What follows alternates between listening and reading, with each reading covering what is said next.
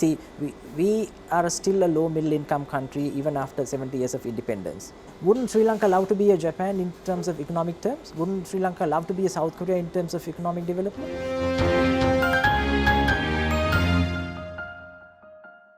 Economic priorities for the new government. What more than tax cuts?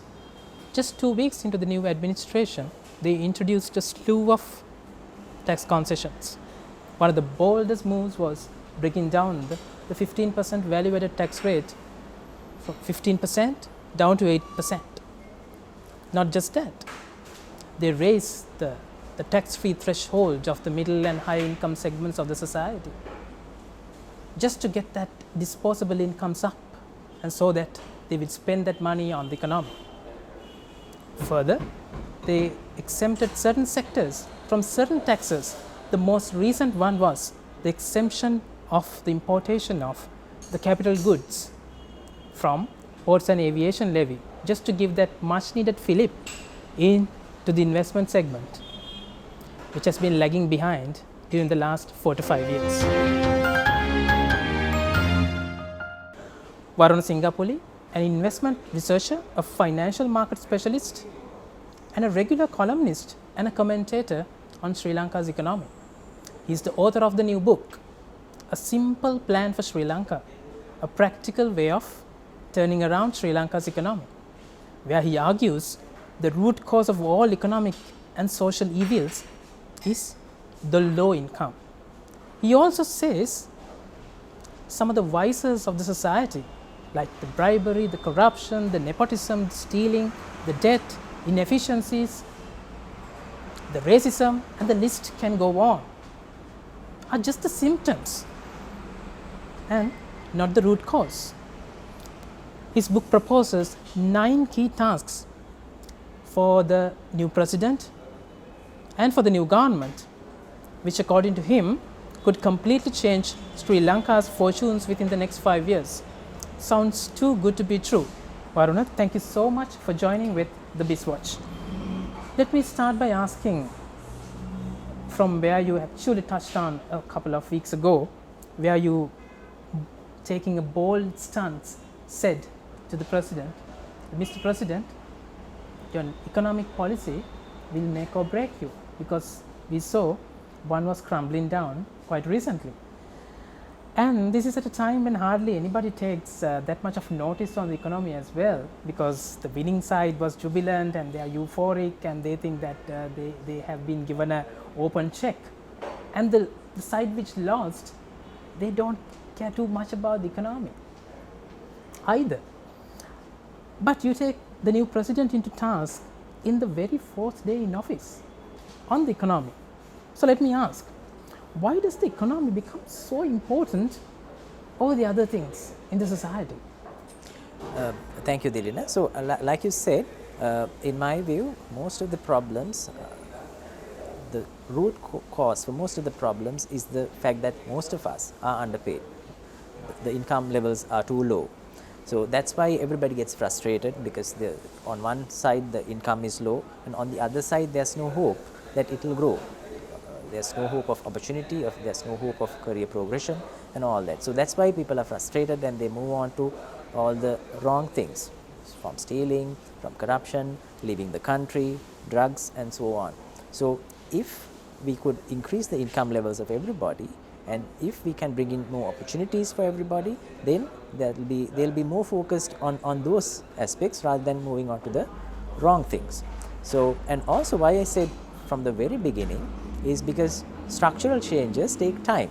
See, for any government to do these structural changes, it takes time. So, that's why they have to start from day one. They can't be making plans, because for you to really achieve something, it will take 2-3 years at least, so that the people can see the results of all these measures by the 3rd, 4th years. So, if you don't do that from the very beginning, the time will be that much short and you will not be able to make much of an impact or impression. So, what do you exactly propose by the structural changes? You actually spoke of sowing the right seeds in different words.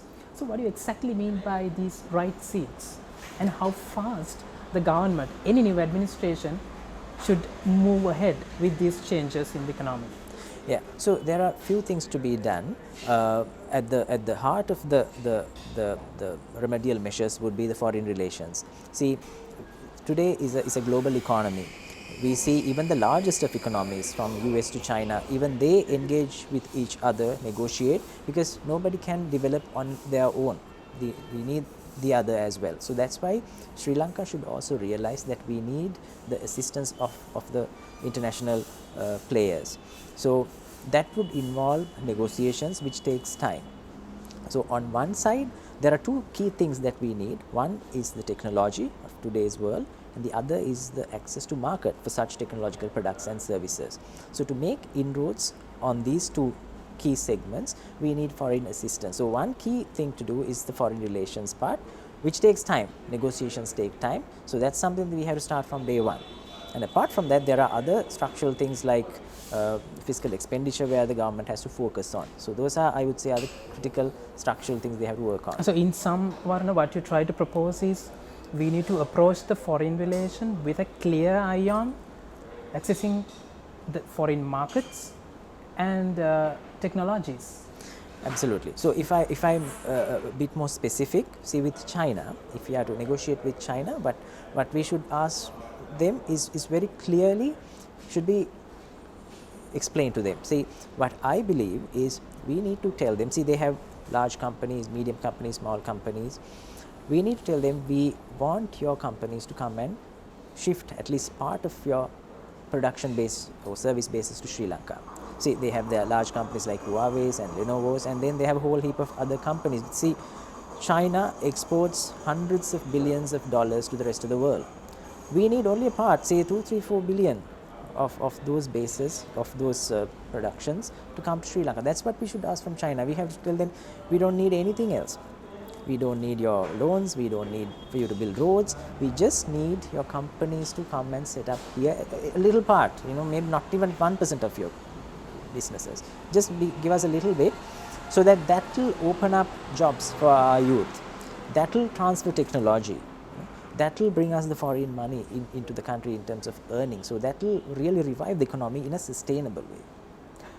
I asked this question because China, you mentioned China, and China became very controversial during the last couple of years under the previous regime as well, with the acquisition of the Hambantota port. Sure. Where we have come across this debt diplomacy of China, where actually you touched in your response as well. We don't need the Chinese infrastructure like the roads, the bridges, the ports and airports, but we need to clearly focus on inviting the investments into the businesses. Sure. So like I said, this is a negotiation process. We have to tell them clearly what we need. So all this time in the past, what happens is they tell us what they can give us. They tell, okay, we'll build a road, okay, we'll build a port. They tell us, and we think, okay, that's what we need. Here what I'm saying is we have to clearly know what we need, and we tell them initially, this is what we need, and you let us know what you want. So it's a negotiation process. So then you have to see, we know what we need, they know what they need, and then you start talking. The same we saw with the US-China trade war. See, that has been happening for well over 2 years. See, US tells what they want, China tells what they want, and they keep on talking. Only last weekend that we saw some temporary deal taking place. So I'm not saying it's going to be easy. See, what we are asking are valuable things, and they are not going to give us that without getting something valuable in return. It's a negotiation process. That's exactly, Varuna, my next question, because China and US are almost like equal partners in trade. Sure. But when Sri Lanka is negotiating with China, they are not equal partners. The reciprocity, the same level of reciprocity cannot be expected from Chinese part. Yeah. How can you address that issue? Sure. So let me put it like this. See, right now there's a significant thing happening over the last 2-3 years, which is with the new US president coming in, he has taken a directly confrontational approach with China. See, he is confronting China with trade. On one side, he is trying to make sure that US exports less from China. He is trying to shift some of the imports from China to other countries. So that's why Vietnam and Indonesia and all these countries have benefited. And also in the Indian Ocean, they have very clearly said they don't want China to invade too much in a geopolitical way, and they are trying to directly confront China in that aspect as well. So here we all know Sri Lanka is part of this China's Silk Belt initiative. So that's why China is interested in Sri Lanka. That's why China is after Hambantota, China is after Colombo Port and all that.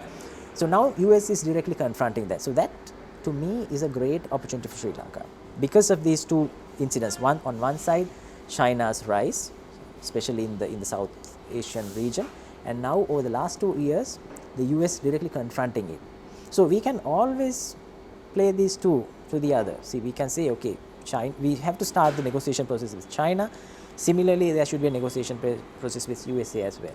So then we can say, okay, we are going to, I mean, you can understand what I'm saying. See, on the US side, if I may jump a little further, from US, what we need to ask is very clearly, buy $2-3 billion worth of technological products or services from us. That's what we need. You tell us what you need. So we have seen all these SOFA agreements and MCCs and all that. Again, those are things that are pushed by them to us.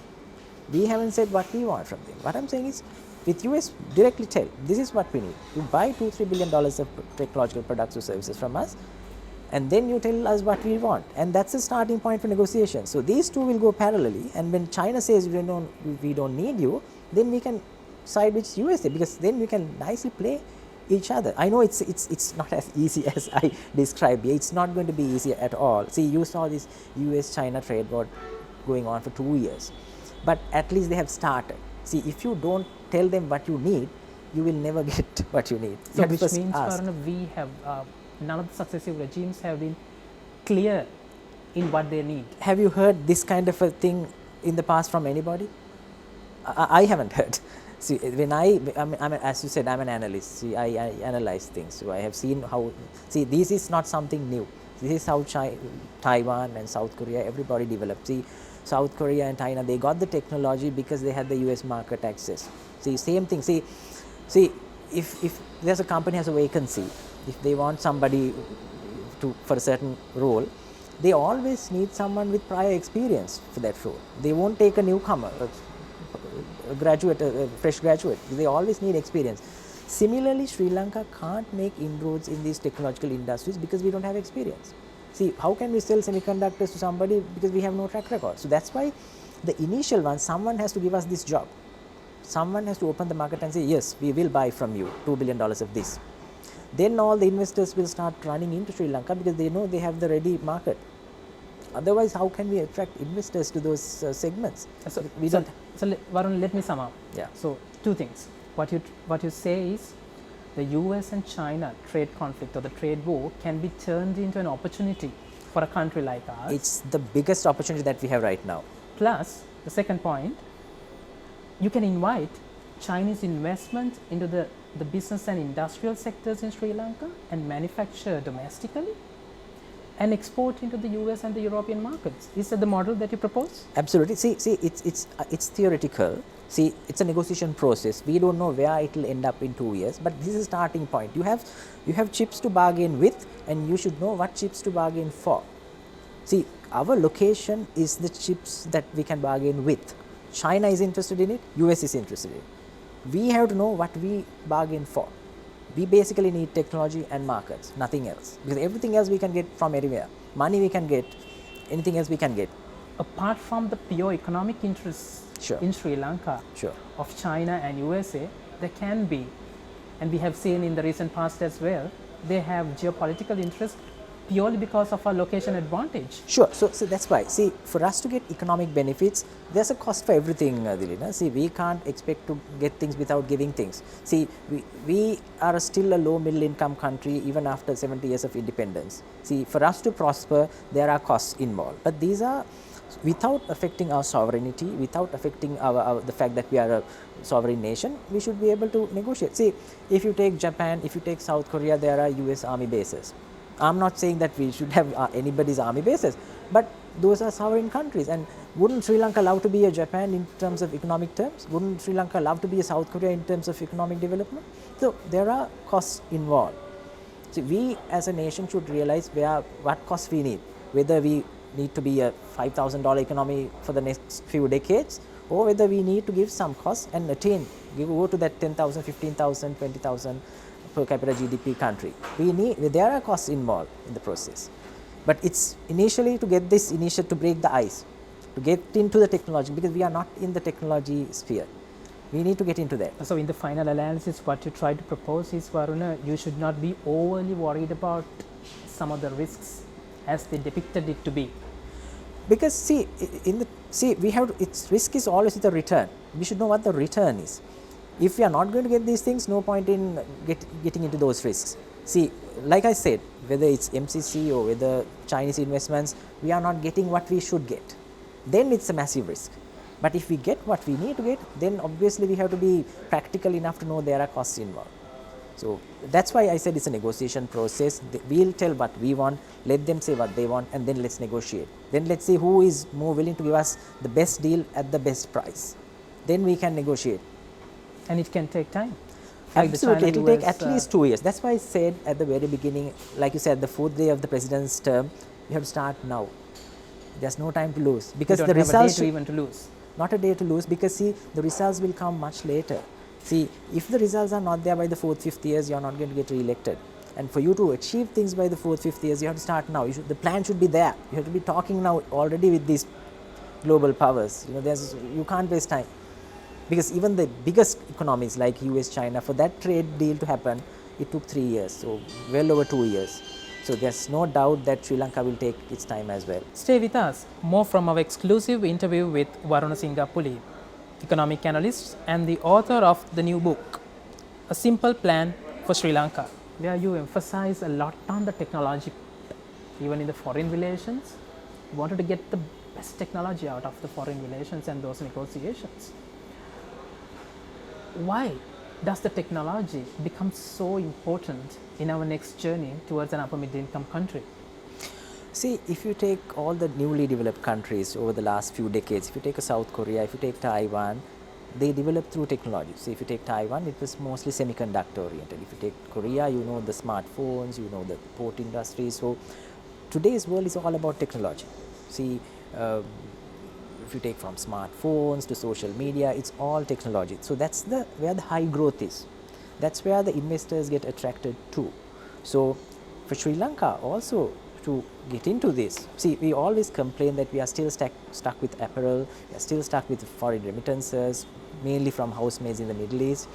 But for us to make the next leap, we have to get into the growth areas, and growth is pretty much around technology. And technology becomes sine qua non in the next stage of the development in Sri Lanka. Absolutely. There's again a contrarian view to that also, Varuna, where some say the investment in technology in Sri Lanka does not take off at the pace that is expected or at the pace one would want to see, because of the still prevalent low-cost labor in Sri Lanka. So that the investment in technology leads to long gestation periods. Do you buy into that notion? No, like I said the very beginning, Dilina, it should start from two aspects. One thing, technology we don't have, we need to acquire, and that takes billions of dollars. Right? See, our private sector or the government just doesn't have that money. Similarly, a market should be there in place. See, if you are to just go by the normal market forces of supply and demand, it's very competitive. We need to compete with Vietnam, we need to compete with Indonesia. That's why I said we need a sponsor, we need a ready buyer. That's why the market is so important. We might have to, the cost would be in terms of geopolitics, in terms of security to some extent, there will be costs. But those are the necessary costs to make those gains in the economic terms, in terms of markets and technology. Without that, just by market forces, it will take us decades or maybe even centuries. Okay, I think I get what you say. You say through foreign relations with China, with other superpowers, you get the FDIs, the foreign investments, with right technology, so that you don't have to invest on your own. And the markets as well. Yeah. So then only the technology will trickle down. Say, once we have semiconductor companies, there will be workforces, like then the knowledge gets transferred. Then there will be people with that expertise who will open their own businesses. Right? Then we have our people who have left the country, who are specialists in semiconductors, smartphones and all that. And for them, jobs will open up in Sri Lanka. Right now, if you are a semiconductor specialist, there's no job opening in Sri Lanka. So you might be a Sri Lankan living in US or Taiwan. expert in that area, but they love to come to Sri Lanka, but no job opportunities. And they might come and start open up their own operation because they have enough people to hire. The technology is already here. And that is again the next question actually. The dearth in the skills in Sri Lanka has been cited frequently by so many industrialists as Sure, a sure. bottleneck for the growth in the business. Sure. How do you tackle that? So as you can see every year there's about 30-40,000 people leaving Sri Lanka. Leaving Sri Lanka. So this is the brain drain you're talking about. May not everyone be high skilled people, but people are leaving the country because, like I said, opportunities are not there. If you are a scientist, if you are a engineer, whatever stream, the opportunities are just not there. That's why you leave the country.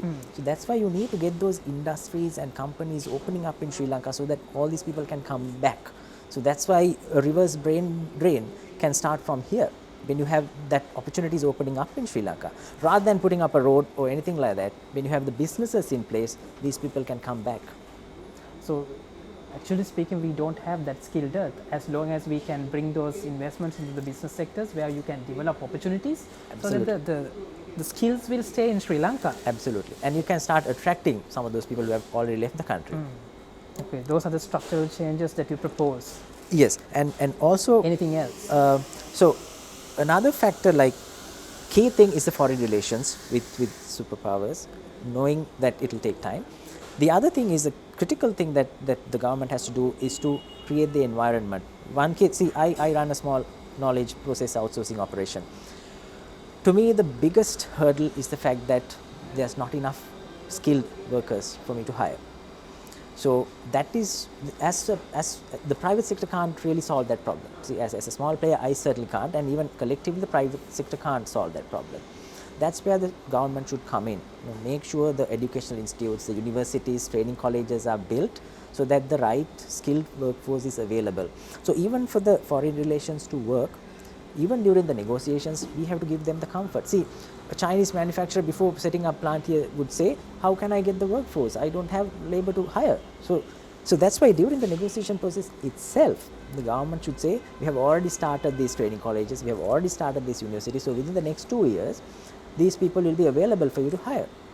So that's why parallelly from day one, you have these putting up universities, training colleges and so on, so that this skilled workforce is available. Quite apart from the foreign relations, like I said, even for a small operation like what I do, it'll help my problem a lot if there are enough workers that I can hire. That will really help me to grow my revenue to penetrate this global markets. You also spoke about the key priority sectors of the economy where the government needs to really stimulate during the next 5 years. Sure. What are those key priority sectors? Yeah. So all I have said are the ones that will earn foreign earnings, because I would explain why that is, because that's a key problem that we have to address as well. So in terms of earning foreign earnings, there are 4 sectors that I am talking about. One is SME, because that will make sure that the income trickles down to a broader segment of the economy, because if the SMEs grow, geographically throughout Sri Lanka, jobs will open up and people will have more money. So SME is one key sector. See, if you take Taiwan, it's a story of SMEs. They develop through SMEs. So SME is one sector. Next would be technology and KPO. Like I said, I discussed a lot about technology. So that would be on the KPO side and technology, because that's where the world is today and that's where the world will be tomorrow. Again, it will open up a lot of jobs, it will drive economy and it will take Sri Lanka to the world. Thirdly, I would say is the tourism, which is the low-hanging fruit. If you take since the war ended in 2009, it has been pretty much tourism that has grown. In fact, if I show you, if you take from 2009 to 2019, tourism is the segment that has really grown in terms of foreign earnings. If you take worker remittances, it has sort of stagnated over the last 3 years at $7 billion. Apparel also seems to be stagnating around $5 billion. But it's tourism that has grown from $350 million to over $4 billion by 2018. So that's the low-hanging fruit, because Sri Lanka is a beautiful island. There are so much of attractions in close proximity, and since the war ended, it has been a very safe place. So it has the ideal ingredients for tourists to come in. But I would say it's the low-hanging fruit, because see, like I said, if you are a finance expert, if you are a scientist, if you are an engineer, you wouldn't be in the tourism industry. So you'll be driving all those away if Sri Lanka is only a tourism play. If Sri Lanka is, it's like a Macau, you know, you have casinos and you are rich, but you are not taken seriously in the global things. For us to be a Taiwan or a South Korea, you have to develop in the technological spheres. Then you will have the prestige. So Sri Lanka should realize whether we just want to be rich or whether we want to be prestigious and rich. So that's where technology is needed. So tourism is definitely one. It's low-hanging fruit. There's a lot of potential. Like we are just making just over $4 billion, but there's potential for us to go maybe 10-15 billion dollars over the next maybe 5-10 years. And fourthly, I would say is port related, because see, Sri Lanka is an island. We sits right in the middle of the sea route from the Europe to Asia. So there's a lot of potential in terms of port related industries, whether it's bunkering, whether it's shipbuilding, whether it's container handling. Of course, we are just below India, so we are already a transshipment hub. But when India grows, we can grow a lot more in terms of transshipment as well. So port related industries is the fourth industry. So all these industries are pretty much foreign exchange earners, which would open up a lot of jobs, which would transfer technology. So there are so many benefits by these four sectors. So those should be, those four segments should be driven by the fiscal and monetary stimulus, plus the structural reforms that you proposed earlier. Absolutely. So in terms of fiscal stimulus, on one side, the government expenditure should expand in terms of, like I said, universities and all the other relevant infrastructure. Very focused, and also tax concessions for these industries. Give whatever tax concessions, rather than giving very broad base for the entire economy. I would say select these particular industries and give a lot of concessions, and these also should be temporary. See, like I said, as a very small player, I don't mind paying taxes. See, if there are a lot of people that I can hire, I can grow my business and I'll be happy to pay my taxes. Just by not paying taxes, I'm not going to grow, because I can't grow my revenue because there's not people to hire. So that's why those structural changes are that much more important for me, rather than just giving me a tax concession, because if I don't make revenue, taxes are irrelevant for me. So if one closely look at those four sectors, Varuna, there's one common denominator where all these sectors brings foreign earnings. Correct. Including the semi-sector.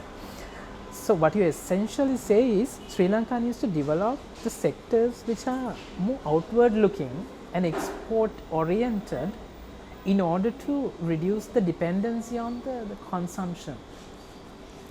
Is that what you say? Absolutely. So if you look at, again, the recently developed countries like South Korea and Taiwan, for them consumption is maybe 50-60% of their economy, whereas in Sri Lanka's case it's about 80%. So we pretty much import everything and we consume. So that's not sustainable. So on one hand we see debt growing up, and on the other side we see growth not really picking up. So anyway, Sri Lanka is a small economy, so if we are only inward looking, we can't grow much, whereas the rest of the world is so big. So we need to penetrate those global markets, then only we can grow faster, like 7, 8, 9% kind of growth. So for that to happen, we need to penetrate the global markets. And the other reason why I emphasize on the foreign earnings is as a permanent solution to the debt problem.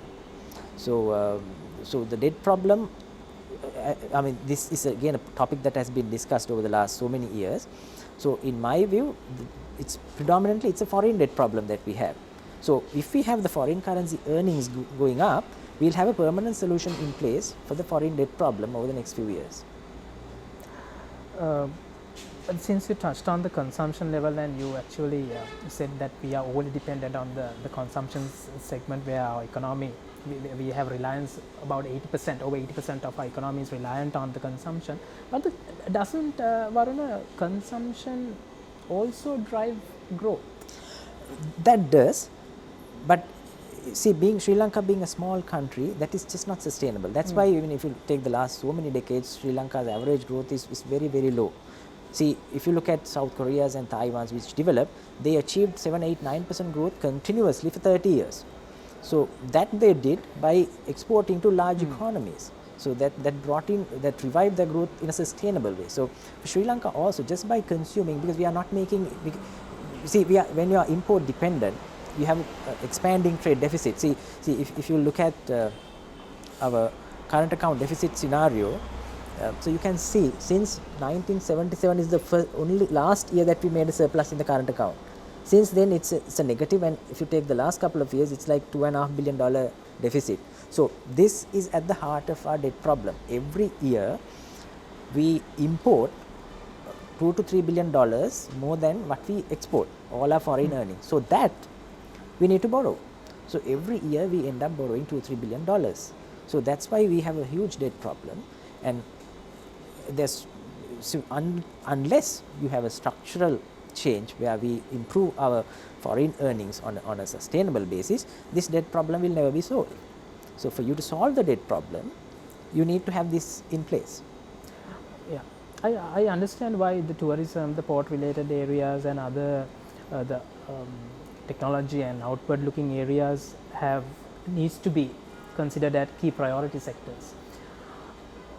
What I found as a missing area is the agriculture. Sure. Sri Lanka has a conducive climatic conditions, the soil, in order to grow in the agricultural sector, and close to 10% of our economy is also in the agriculture.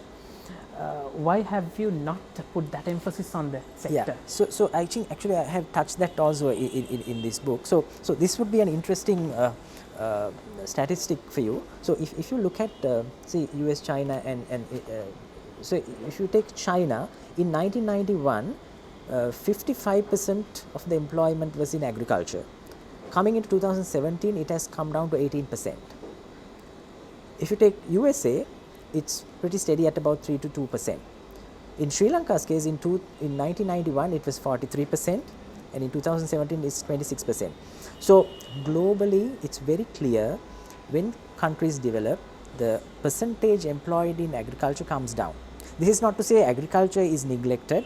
Agriculture is taken over by technology, equipments and so on, but lesser people are involved. That's why, see, in USA, which is one of the largest producers of wheat and soybeans and all that, the number employed is very little. In Sri Lanka, I feel this discussion on agriculture is politically driven, because still about 26% of the employed population is in agriculture. See, history shows when countries develop, more people move to non-agricultural jobs. They move into service areas, industries and so on. So that's what should happen in Sri Lanka as well. I'm not saying we should neglect agriculture, but it's not many people should be involved in agriculture. See, if you are thinking of agriculture as a way of providing more employment, I don't agree with that. Agriculture should develop, but it should be taken over by technology and equipments. People should move on to services and industries. See, that's what has happened in the history. It's very clear, these statistics. You can't deny the statistics. So we talk about all these conceptual things, but you have to know what has happened globally. And all these countries that developed in the recent past, they all went through technology. Tell me a country that developed suddenly by doing some agricultural activity, it's not heard of. We will take a short break and we'll come back with our exclusive interview with Varuna Singapuli, economic analyst and the author of the new book, A Simple Plan for Sri Lanka. He is perhaps one of the few economists which holds the contrarian view of fiscal deficits don't matter, at least in the short term. Well, I met up with Varuna to find out why. You repeatedly said, Varuna, addressing the deficit in the current account of the external account is more important than addressing the deficit in the fiscal account. You recently said, let me quote you also, priority should not be given to improve the other indicators such as fiscal deficit or government domestic borrowings, etc. Unquote. So this is rather a contrarian view which not many economists would share. And they believe the fiscal deficit is the heart of, or the root cause of the economic malaise in Sri Lanka during the last 3 to 4 decades. So what made you to hold this contrarian view? Well, I think it's a practical view. See, there's no short-term solution. Like, see, if you try to solve something immediately, see, what happened was, like, they tried to increase tax rates and thought that will help to reduce the deficit. But if you look at the actual numbers, that's not what has happened. See, in 2018, the budget deficit has expanded. in 2019 actually it will be even more. So just by raising tax rates, it has not helped us to reduce the budget deficit. So that could happen subsequently. See, first thing you should do is to revive growth.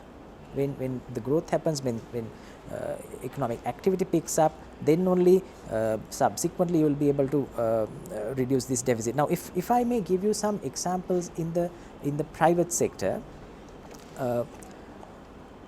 see, now these are some of the private sector entities. Like if you take the Amazon, in 1998 they made a loss of $125 million, and moving on to 2000 they made a loss of $1.4 billion. So they continued to make losses in the first few years, but one thing that happened was the revenue, which was $610 million in 98, had gone up $2.7 billion. So it's very clear they focused on growth. They made sure that revenue grew. They didn't worry too much about making losses. When the revenue grows, that means they are capturing market share. That means they are wiping out competition. They are making everybody else irrelevant.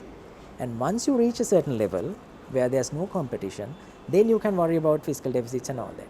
See, investors, they want growth. See, we always worry why we don't get FDIs. We make 1-2% growth, and who would be interested in Sri Lanka? There's not enough growth to excite anybody. Whereas if you reach 7-8%, then everybody is interested in us. They wouldn't really worry about fiscal deficit because we need equity investors. We don't need loans. If you are servicing loans, yes, then you need to worry about all these fiscal deficits. So our mentality is pretty much debt driven still. That's why we do our balance sheets so that we can attract lenders. We need to shift it. We need to make it more attractive to equity investors. Then we would see FDIs coming in. So as I said, these Amazons and Facebooks which were making losses, they got plenty of investors, not lenders. They got investors. Investors kept on pumping money because it was growing in a phenomenal rate.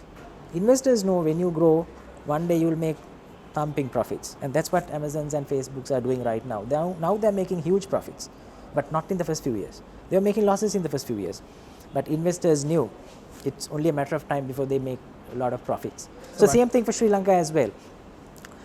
If we make the mistake and try to do this, and if the investors now, especially like I said at the very beginning, this US-China trade was a huge opportunity which is already exploited by the Vietnams and the Indonesias. If these investors go and set up base in Vietnam and Indonesia, we lose the bus again. We need to put things in place so that we attract those investors and lock them up here. And once they are locked up, then we can look at correcting fiscal deficit and all that. If we miss the bus and if they don't come, we are eternally in this problem again.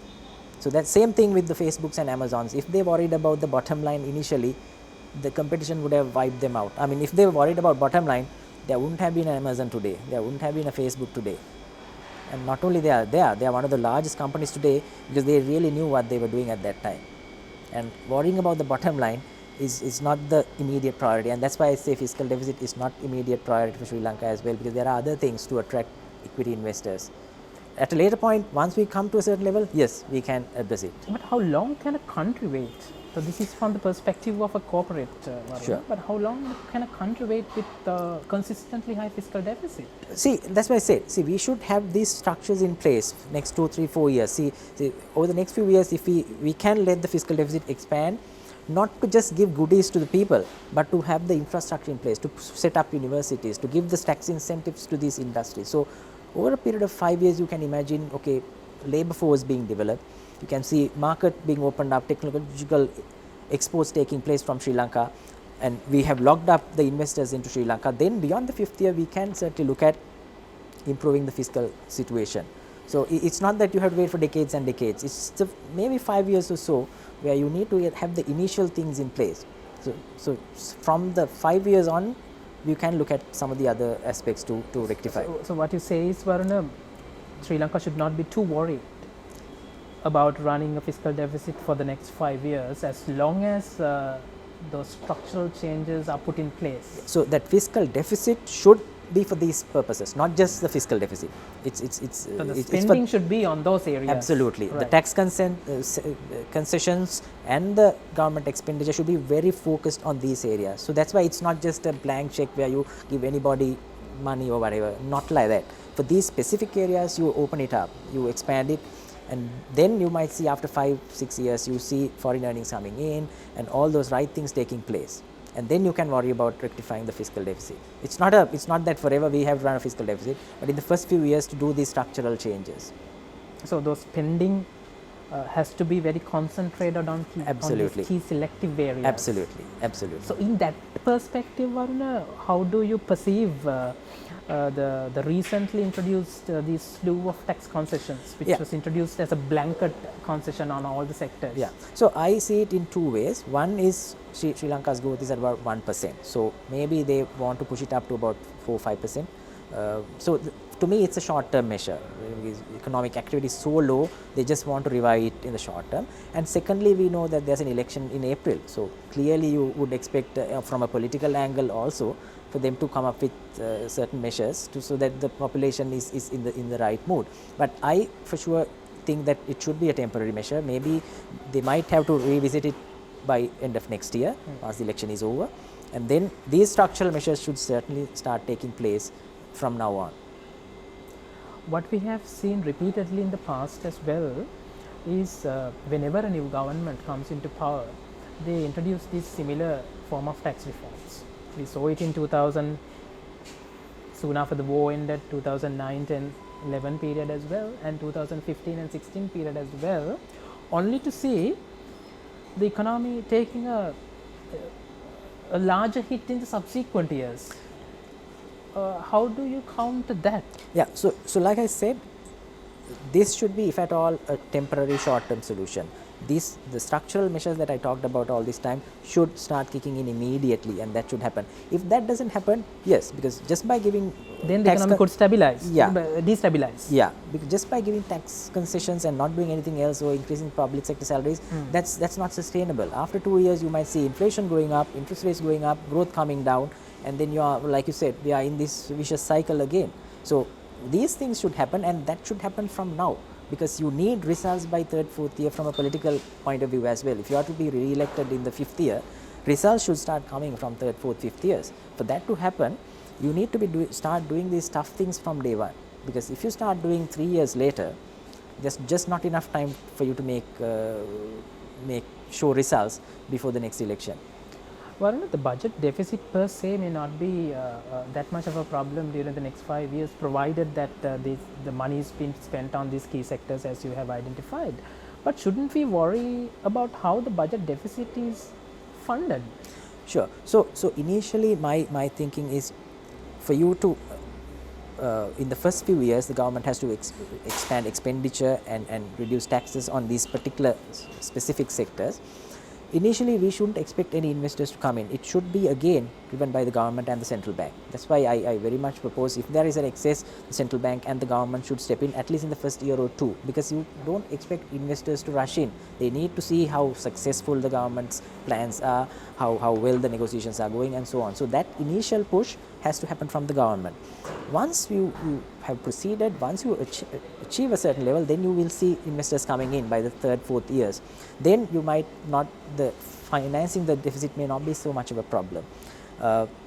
Secondly, I would say clearly we'll have to go for debt funding as well, at least initially. But again, as I propose a lot of foreign exchange earnings, it will, at least by the 5th year, it will provide a permanent solution for the foreign debt problem. See, although we talk about this government debt problem, there are two segments of that. One is the foreign debt and the other is the domestic debt. The foreign debt is the biggest problem because, say, rupee debt, our central bank can print.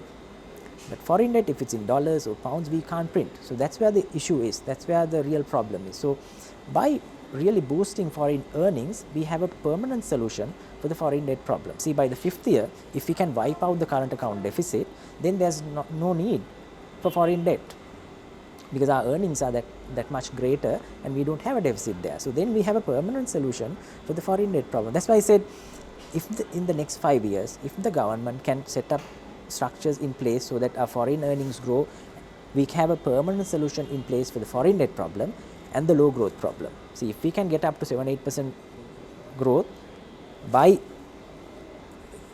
reviving these foreign exchange earners, we solve two problems: the low growth problem, low income problem, and the foreign debt problem. That itself is a big achievement. and even if the fiscal deficit is higher or inflation is a little higher, that's not a big problem, because see, the bottom line is we just have 5 years, this government and the leaders, and we have limitation of resources in terms of time, in terms of funding, in terms of human resources. It's that much limited. We can't do too many things. We have to be very practical what we can achieve in 5 years. That's why we need to prioritize. You can give thousands of things to do, but it's not going to happen, right? See, we have seen again and again over the past few decades, they come up with a long list of things, but they hardly achieve anything. And that's why I said, like you said at the very beginning, I have said 9 things for the government to do. Don't focus on hundreds of things. Do these 9 things, at least make 80-90% progress in these. We'll see a huge difference. Because if you don't do these 9 things and do hundreds of other things, we still won't achieve that. Because it's not the number of things you have achieved, it's the quality of those things what you have achieved. If they can do that, we'll be in a much better position in 5 years. So what you try to say is it doesn't matter even during the first couple of years, the central bank prints money and bridge the budget deficit. Absolutely, because we have seen it. Like, see, if you take the 2009 global financial crisis, if you take US, if you take Europe, everybody went into this program called quantitative easing. So it's essentially a program where the central bank was pumping money into the system. So it's temporary measure, but it had to be done at that time. So Sri Lanka also, like I said, you need to really put up these universities in place. You really need to help these sectors to grow in terms of tax incentives. So if you need to expand the fiscal deficit, and if there's money is difficult to come by, central bank has to intervene in the first few years. Nobody else would do that. So it's risky, I agree, but it's something that you have to do. You have to take risks. You have to be decisive to make things happen. If you're an entrepreneur, if you have taken any business risk, you know you can't achieve much without taking calculated risk. If you think a risk-free approach would attain things, you are dreaming, right? So world over, any business, any country developed by taking calculated risk. If you don't do that, don't expect to develop either. Varun, in your book, you also challenge the contemporary or the typical way of evaluating or looking at the state-owned business enterprises like this, electricity board, CPC, Sri Lankan Airlines, and so on and so forth. What do you propose when looking at the financial performance of state-owned business enterprises which have losses recording billions of rupees? Sure. So basically, yeah, I have put some of the numbers as well. So there are 3 key institutions which are making significant losses: CEB, CPC, and the Sri Lankan Airlines. So in the case of CEB, it's very clear whenever there's high rainfall, the hydro plants get higher utilization, and such years they make actually some profits. So it's in the dry years that they make losses. But even if you take 2015, which is a dry year, still they made profits because the coal power plant came into operation. So it's the issue is with implementation. The CEB comes up with the long-term energy generation plan. If that is implemented, I think CEB's issues will be more or less sorted. See, if you look at the last so many years, we haven't come up with any new plan. So it's pretty much an implementation issue. It's pretty straightforward. If you have those low-cost power plants in place like coal or whatever, they should be making money, at least some nominal profits. So if CEB is financially viable, that immediately helps CPC, because one of the biggest problems for CPC is the due from CEB. So that escalates their borrowings, where finance cost increases, and that questions the viability of CPC. So if CEB is doing well, CPC will also be all right.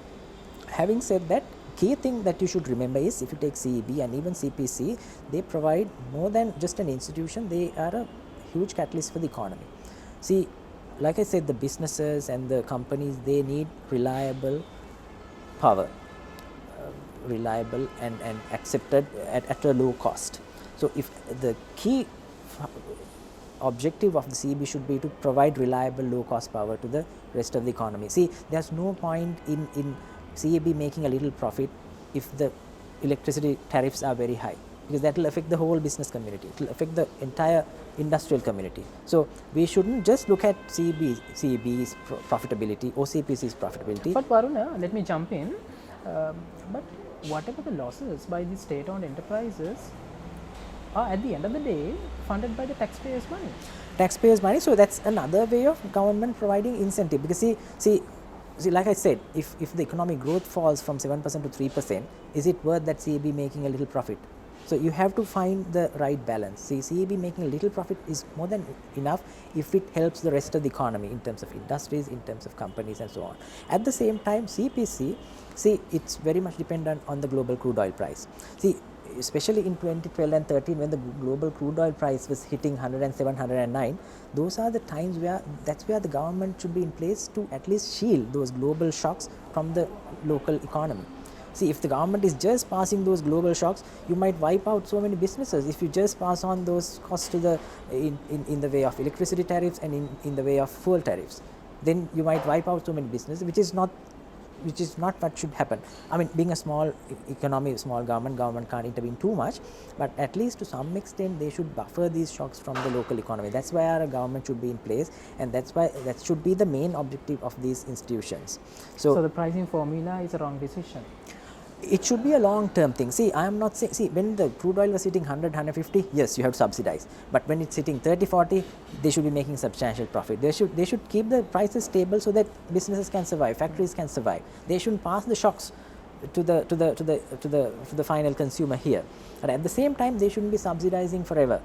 There are times, because these are all cyclical, crude oil prices are cyclical. So you have to know where the bottom is, where the high is, and based on that you can change your pricing. So it should be a more scientific, rational approach which helps the rest of the economy. You shouldn't just look at one institution and say, there you are making losses, which is disaster. No, they are doing a much bigger role, but you have to know the right balance. So Varun, what you try to say is it doesn't matter even though the state-owned business enterprises are not run according to the 100% profit motive plus the market forces. Yes, at all times. At all times. But like I said, it should be scientific. You should exactly know where you stand. See, when crude oil is $40, $50, you should be making profits. No excuses. When the crude oil is 120, 130, no, don't make profits. Make sure that you give some concession to the end consumer, because you might otherwise wipe out businesses. Moving on to Sri Lankan Airlines again.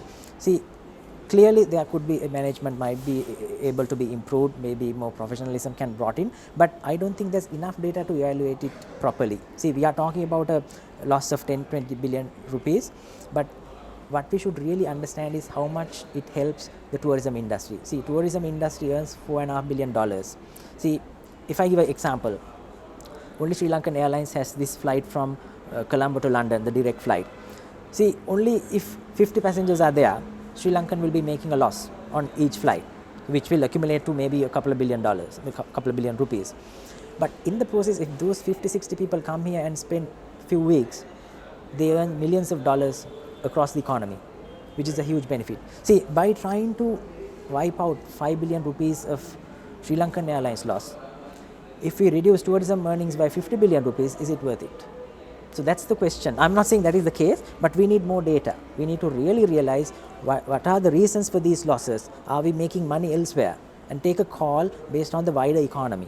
See, I'm sure this $4.5 billion earnings of the tourism industry a lot to do with the way Sri Lankan is operating the routes. So what you try to say is, Varuna, you should be mindful of the collateral damage by trying to solve the issues in one or two state-owned enterprises. Yeah, you have to have the right data. I'm not saying it's done rightly.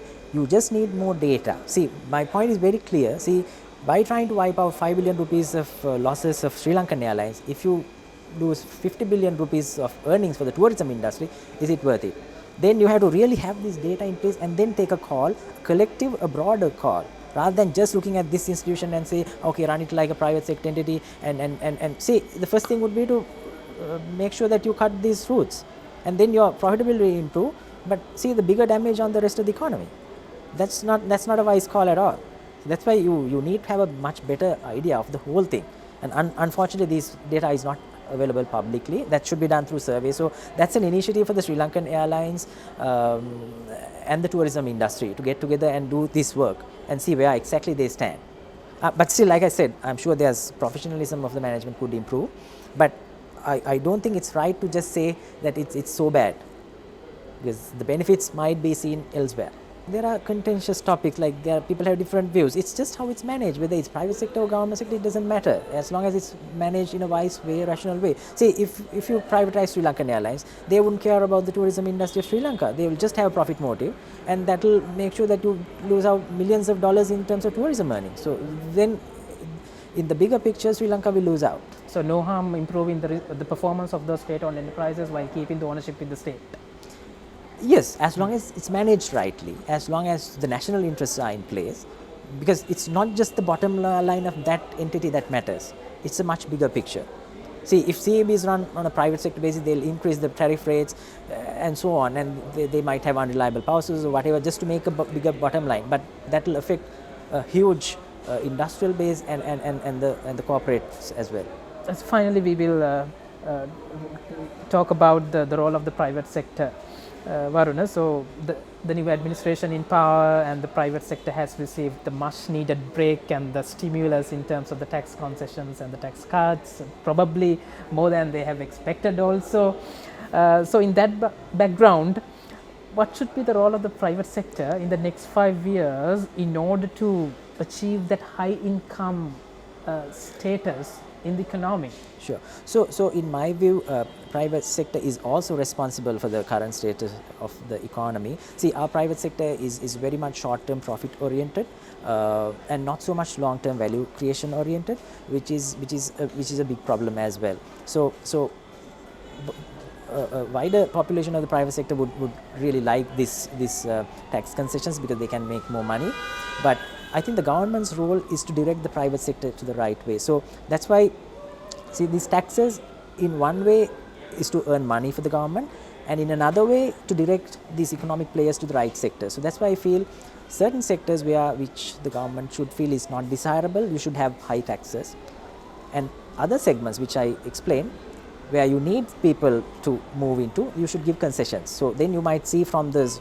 wrong areas they'll go to the right area. So that's why certain sections may need to have high taxes and certain sections may need to have lower taxes, so that you deviate the private sector to those segments. Because see, by itself the private sector in Sri Lanka over the last so many decades is very much short-term profit oriented and not so much long-term value creation. If you look at the Toyotas and the Hondas, all these large global corporates, they have done hard work year after year for decades to come to that level, and Sri Lanka we hardly have any such institutes, and you can't find fault with the governments for that.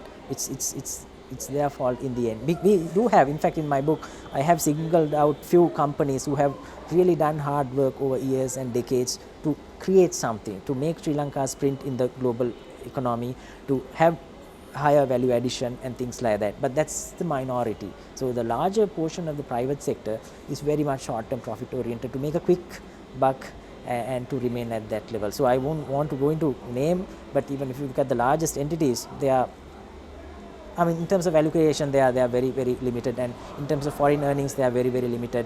That's why we don't see any technological sectors or whatever. It's pretty much their fault as well. Thank you very much, Varuna, Thank for you. the time. Thank you. Thank you.